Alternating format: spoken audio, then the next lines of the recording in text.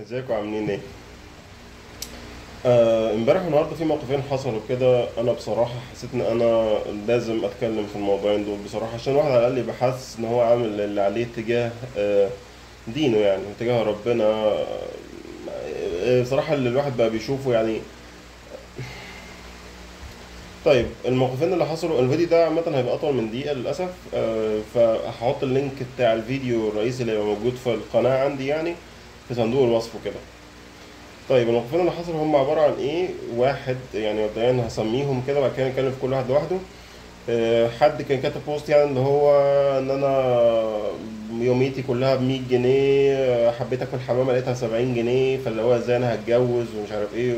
والناس بقى في الكومنتات بتقول له اللي هو لا طبعا ما تتجوزش مش عارف ايه غير لما يبقى معاك فلوس ويبقى عندك شقة والكلام ده كله يعني، وما تجيبش اطفال تبهدلهم وكده. والموقف التاني هو بتاع انه فيديو معمول اللي هو الريلز وكده يعني.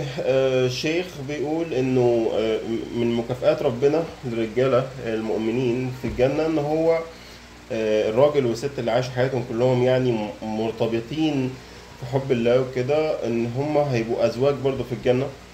وان الست الزوجه يعني في الدنيا هتكون زوجة الراجل في الاخره، وهتكون احلى من كل حور العين اللي ربنا هيكتبها للراجل ده يعني. فكان في واحدة في الكومنتس بتقول اللي هو بس ده مش عدل ان ربنا يعني الواحدة بعد ما دخلنا الجنة وعملنا اللي علينا في الدنيا ان احنا نخش الجنة، وربنا برضو يظلمنا في فكرة ان انا اشارك جوزي مع حور العين، وده مش عدل والكلام ده وكده يعني. فنتكلم عن الموقف الاولاني. الناس في الكومنتات بتاعت الفيديو ده ان هم كانوا بيتكلموا في فكره اللي هو او الكومنتات اللي هو بتاعت البوست الاولاني بتاع اللي هو ان الفلوس والجواز وكده. الناس بقت تدور على اسباب دنيويه بس، ان الواحد لازم يبقى عنده شقه وعربيه ومش عارف يشطب الشقه ازاي ومش عارف ايه عشان يتجوز، ومهر وشبكه وقايمه يا جماعه الجواز اساسه ان واحد حرفيا بيفتح بيت وبيربي اولاد وبيبنوا اسره ومجموعه من الاسر مع بعض بيبنوا مجتمع، ومجتمعات مع بعض بتعمل امه بحالها. فحته الفلوس انت مش لازم تبقى غني ولا لازم يبقى تقبض رقم كذا عشان تتجوز. انت حرفيا لو بتقبض 2000 جنيه، شوف رقم التافه ده دلوقتي، ممكن تفتح في البيت. روح شوف بيت في منطقه ضعيفه من المناطق اللي هي حرفيا تعبانه يعني، المناطق البسيطه قوي، هتلاقي لسه في ايجارات ب 600 جنيه. مش هتبقى حاجه حلوه، بس طب ما هو سبحان الله انت ربنا اختبرك بان انت معكش فلوس كتير، ده اختبار من ربنا. في ناس تانية ربنا برضو اداها فلوس كتير جدا، وكان اختبارهم ان هم مفروض بفلوسهم دي ان هم يساعدوا الامه وان هم يساعدوا الناس، وهم ما بيساعدوش. فكل واحد واختباره. هتقول ايه ده؟ ما اختبار السهل ده يا عم، انا لو مكان هدي. لا لا صدقني، فتنه الفلوس لو انت حد مغرم بالفلوس دي فتنه كبيره جدا، اسوأ من انت تكون فقير. وصدقني ربنا ما بيديش لحد فلوس او بيسحب من حد فلوس غير لصلاحه، لان في بعض الناس وجودها معاهم الفلوس ممكن تفسده. وفي كل الاحوال ده مش موضوعنا. موضوعنا هو ان فكره ان انت لقيت ظروفك كده، يعني انت بتقبض 2000 جنيه، انت عامل بسيط او ايا كان، شغال كول سنتر، شغال ايا كان شغال حاجه ضعيفه، تاخد مرتب ضعيف. اول حاجه طبعا ربنا امرنا بالاخذ بالاسباب، يعني ماشي روح حاول تتعلم حاجه جديده، حاول تتحسن مرتبك. بس لو نفترض ان هو ده الواقع، خلاص على قدك اللي هو روح شوف في شقه بسيطه. شوف اول حاجه دور على عروسه، يعني اول حاجه قبل اي حاجه انت محتاج تفكر مع نفسك هل انت اصلا تصلح ان انت تبقى زوج ولا لا؟ هل انت هتبقى قدوه لاهلك، ولا انت محتاج تشتغل على نفسك ان انت قبل ما تتجوز ان انت تكون تشوف انت راجل فعلا ولا لا، ولا انت واحد عايز بس تتجوز عشان تقضي شهوتك وشكرا، ومش عايز اصلا تعرف حاجه عن اهلك دول، ومش عايز تقعد معاهم، ومش عايز تربي عيالك وهترمي كل حاجه على مراتك. لان لو كده لا، يبقى انت دي بقى فعلا انا بقول لك فيها ما تتجوزش. لان انت كل اللي هتعمله ان انت هتطلع اسره مفككه ما تعرفش حاجه عن دينها، ما تعرفش اي حاجه. الراجل دوره في الاسره ان هو يكون قائد، يقود في كل حاجه والاسره تتبعه. مش معنى ذلك انه بيقلل من دور الست، بس الست بتقوم بكل حاجه تانية تقريبا. يعني انت لما بتقود بالمثل والقدوه، مراتك هتتبعك في اللي انت بتعمله ده. لو انت المثل كويس، الست هتتبعك وهتحترمك وهتتبعك، وده هيتنقل لاولادك منك ومنها. فاهمني؟ فانت لازم قبل ما تتجوز تبص لنفسك، هل انا انفع اكون، يعني بص للرسول عليه الصلاه والسلام، هو قدوتنا كلنا ومفيش قدوه احسن منه ايا كان مين. هل انت مقارنه بالرسول، طبعا مفيش حد فينا يكون زي الرسول، بس على الاقل انت كام في المية منه؟ لو انت 0% حرفيا، وقهاوي ومش عارف ايه وسجاير واصحابي ومش اصحابي والجو اللي هو بتاع ان انت اسرتك اخر حاجه دي، فلا انت مش مؤهل للجواز.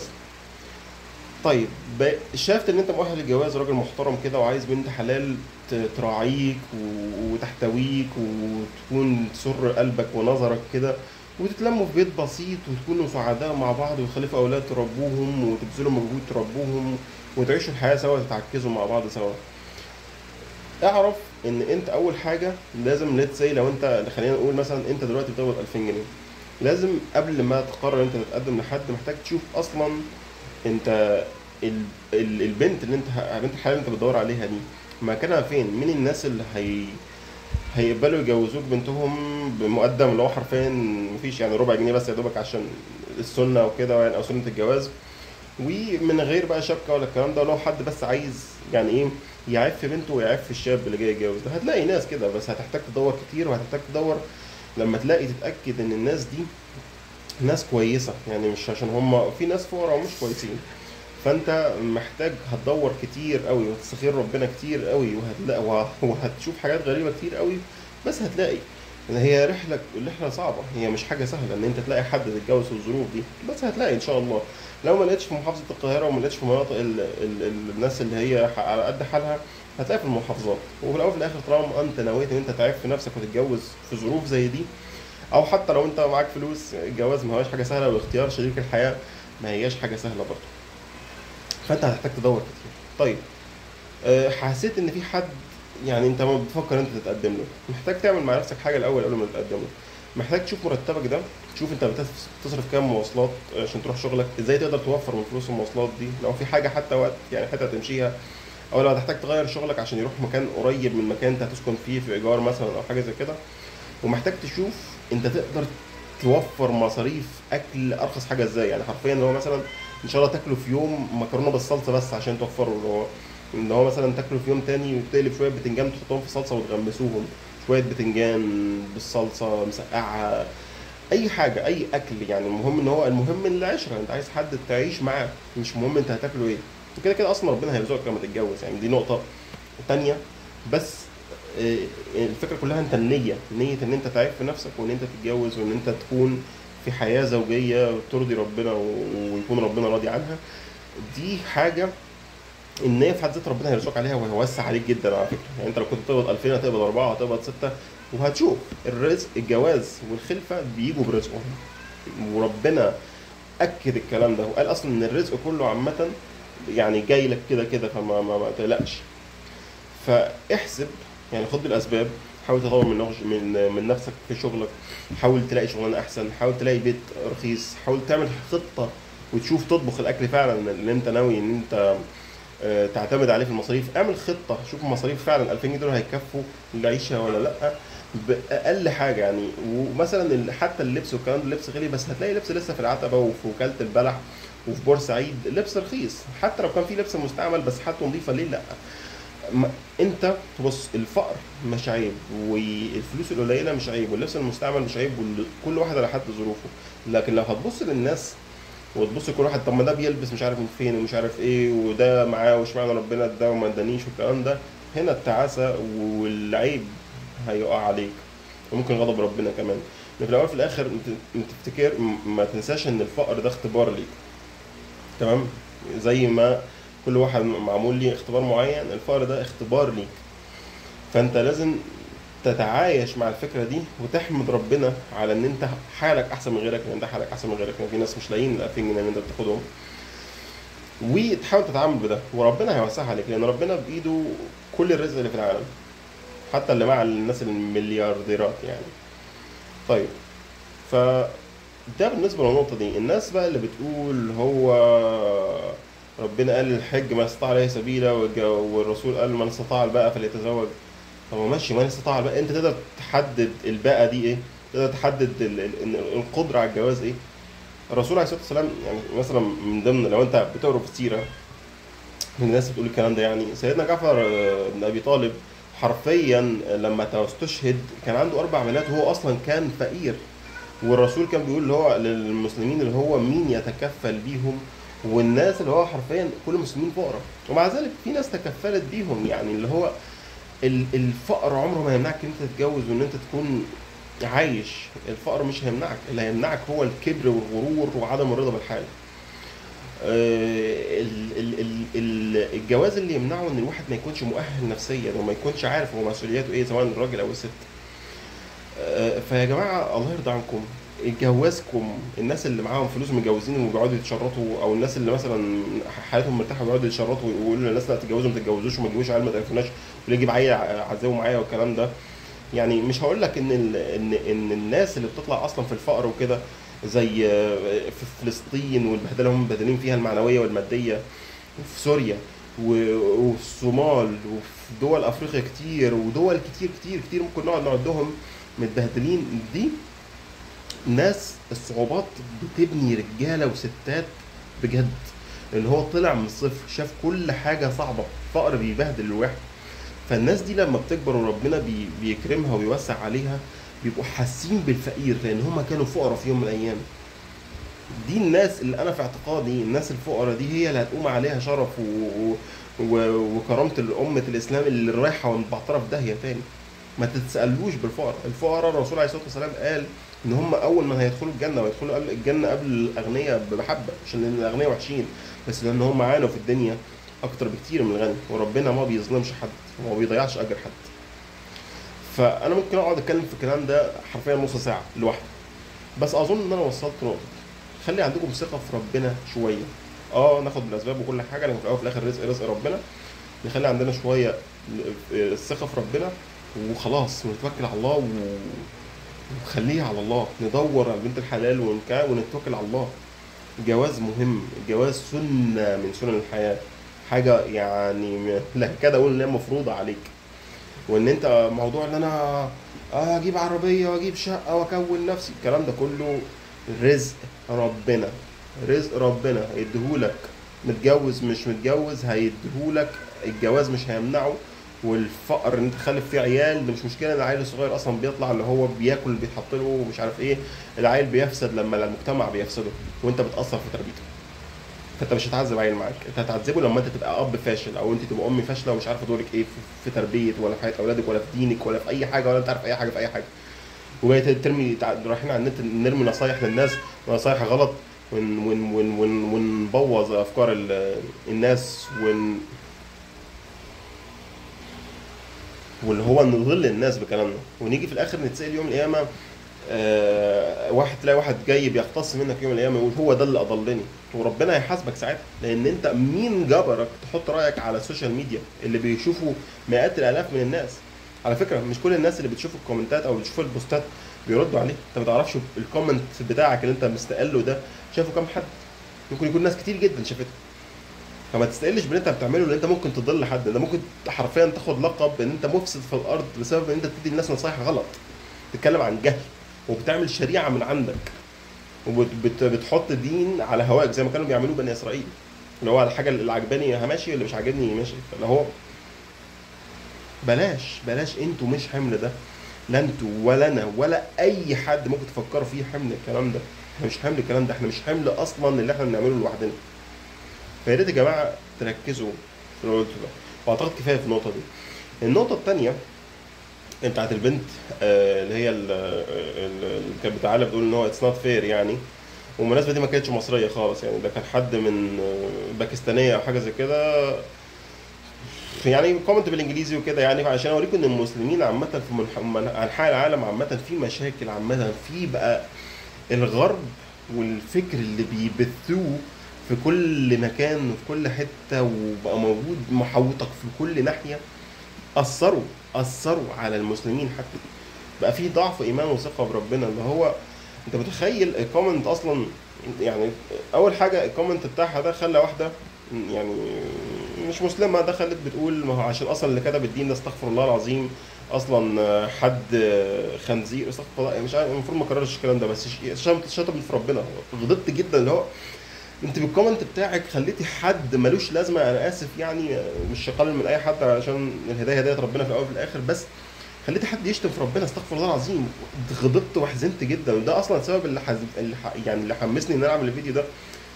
يعني يا جماعه، لما انت تكون مسلم وتقول انه مش من العدل ان ربنا يعني اول حاجه، انا واحد ممكن اكون اعرف اسباب بس انا مش هقولها. ليه؟ لان في الاول وفي الاخر انا ما درستش، وحتى بعد ما ادرس كل الدراسه كلها في حاجات احنا ما نعرفش حكمتها ومش هنعرف حكمتها، لان ربنا قال وما اتيتم من العلم الا قليل. وعلى فكره لو ركزتوا في الاحاديث وفي القران، ربنا ما قالش هيدي ستات ايه في الجنه. دور كده دور مش هتلاقي، لان ربنا عارف ان الستات خلقهم فيهم حته الحياء، هو ما حبش يشارك معاهم نهائيا هو هيمتعهم وهيبسطهم في الجنه ازاي. كل اللي احنا نعرفه ان الستات في الجنة ان هم هيبقوا يعني فكرة اللي هو العري والكلام ده مش هيبقى موجود في الجنة برضو. الستات هتبقى بحجابها في الجنة، في قصورها، عايشة في قصورها، بس ايه بقى اللي هيبقى جوه القصور والكلام ده.